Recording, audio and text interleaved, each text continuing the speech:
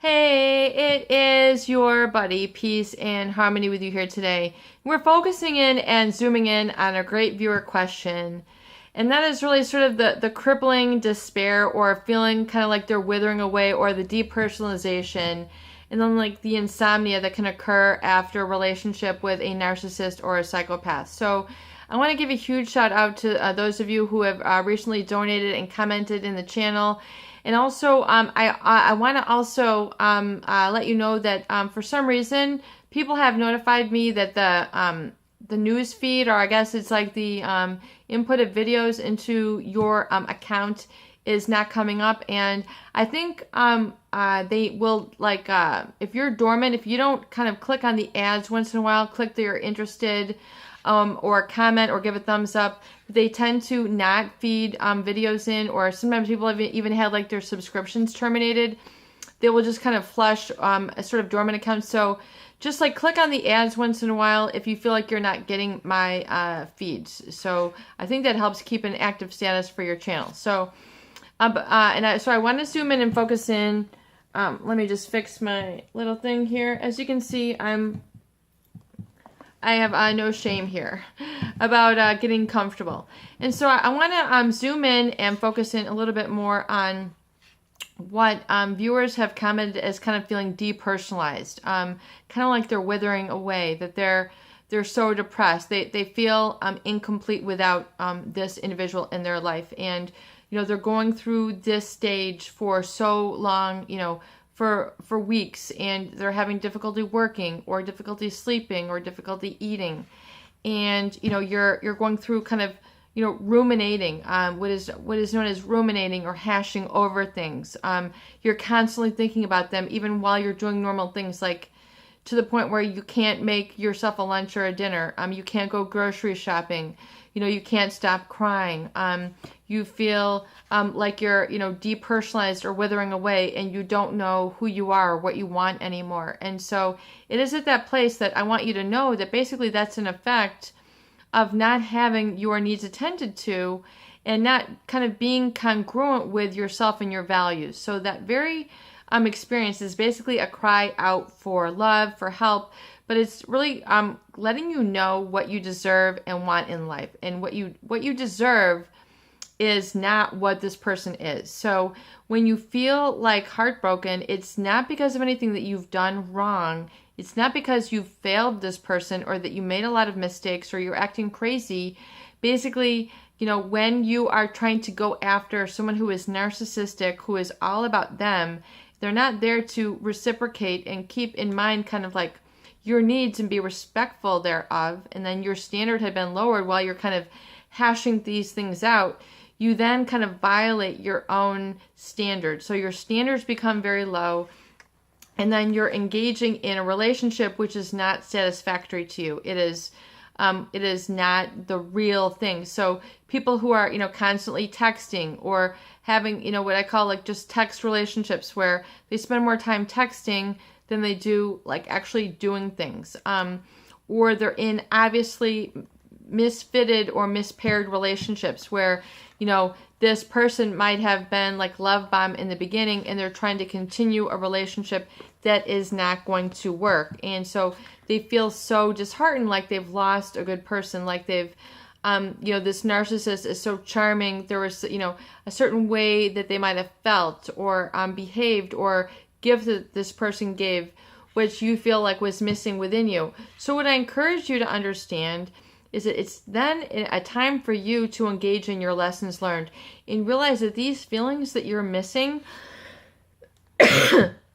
excuse me, from this person, you need and are going to possess within yourself. So that feeling of maybe, you know, safety that you felt with this, I want you to engage in moments where you actually are able to initiate this feeling within. So whether it's getting yourself some cushy socks, a fleece sweater, a warm, creamy drink, a special new blanket, you know, something where you're able to give yourself this quality that this person made you feel, and realize that you can create these feelings and experiences for yourself, and it's within you. So it's not, you know, because that uncertainty and feeling like you're, you know, in despair, you need to realize that you have the power and ability to do that. So I want to help you to do that now and not be crippled by this loss, and feeling and acknowledging it's a sense of loss and grieving that, going through the grieving process, the denial, the anger, the resentment, and then the acceptance, you know, going through the stages where then you accept it and then you're liberated and realizing, you know, that you're now stronger, your lessons learned, you need to jot those down, remind yourself of those. And then furthermore, begin to identify, you know, that you can have these higher standards then coming into a relationship where you're then able to realize the lessons learned. And you're not then, you know, coming from a rebound, but you're coming from a place of strength and then self-protection. So that before you just jump in, you're not, you know, like approaching relationships in the same way. Perhaps you're not attracted to the same type of people. The types of people who will hurt you or be violators or perpetrators. Begin to kind of get a new guard stick for yourself before you enter into relationships in the future. Excuse me. So you're able to, you know, have this knowledge and the security and strength coming into your relationships in the future, so you don't continue to make the same mistakes and feel such self-regret or, you know, such sadness and despair and depression and feeling like your self-worth is ever caught up in another, because your self-worth is always within you, and then you're enhanced by the other person, but you should be able to kind of feel good, independent on your own, and then be able to share that. And then, so realize then, furthermore, your lessons learned and then your moments for your future might be, you know, plugging those in for your future time that you have, be it free time or even on your job, where you can then encourage and cultivate the feelings that you felt within that person, cultivate it within yourself, and furthermore realize that you don't have to look to others for that feeling. Find a way to generate and keep that going on your own so you can bring that strength to a relationship with others. Learn to kind of ignite that little fire within, that little passion within, which gives you that feeling so you don't feel so isolated, so alone, you know, so down, but you're feeling more whole, more self-repairing. You're getting a self-repair mechanism coming in where you're able to build that up and then reinforce that for yourself, especially when it comes time for sleep and insomnia. Begin to let go of some of that fear and begin to comfort yourself, especially through the sense of touch, smell, sight, taste, all those things which are very comforting. Begin to really draw that into your environment and begin to take a real action step. And even if it's a purchase of a special, what I call a recovery gift, a specific item that keeps you on your healing journey. It can be a warm, fuzzy pair of socks, guys and girls.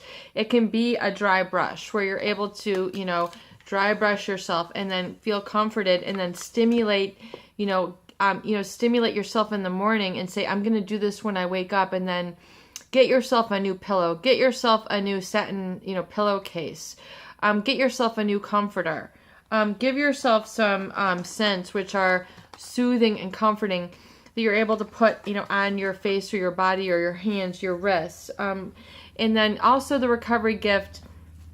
This is a very specific part of my book that I'm discussing and writing right now, which I call, my cover. I love these. I love these colors. Just going to put that back up. Okay, there we go.